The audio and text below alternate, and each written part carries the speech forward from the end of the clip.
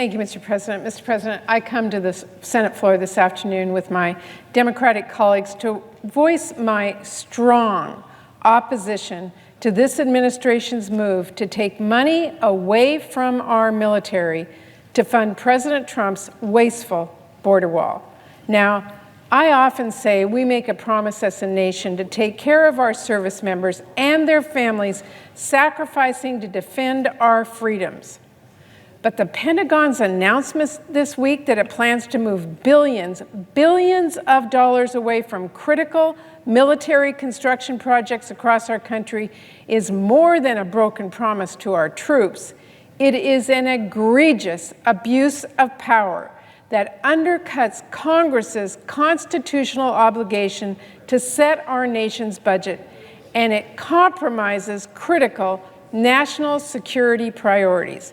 So earlier today, Democrats on our Appropriations Committee and I supported an amendment to the Defense Appropriations Bill that would prevent the President from undermining Congress's authority, and I was very disappointed to vote against that bill because our colleagues on the other side of the aisle would not join us to pass that necessary amendment and stand up against this outrageous plunder.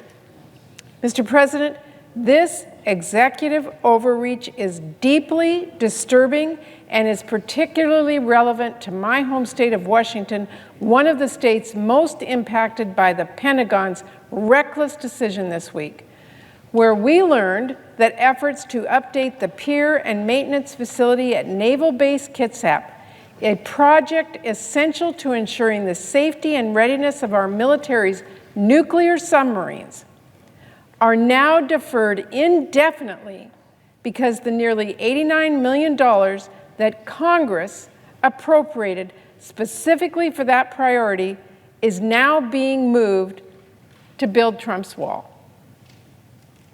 As a reminder, Mr. President, this is a wall that the majority of the people, American people, did not ask for and do not want, and that President Trump originally claimed that Mexico was going to pay for it, and that Congress has time and again decided not to fund it on a bipartisan basis, to the point that President Trump decided to make a bogus national emergency declaration and sidestep Congress to raid the federal coffers for his reckless vanity project.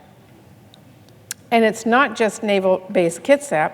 We also learned that President Trump and the Pentagon are more than happy to fund this wall by slashing other military priorities, strengthening access to military childcare, repairing vital military assets that were damaged by recent natural disasters, and more that enable our troops and their families to serve our country as we ask them to do. So here's the bottom line. I and Senate Democrats will not stand by while this president steps over Congress to build his wall on the backs of our troops and their families, because they deserve a lot better from this country, and I won't let up until this is made right. Thank you, Mr. President. I yield the floor.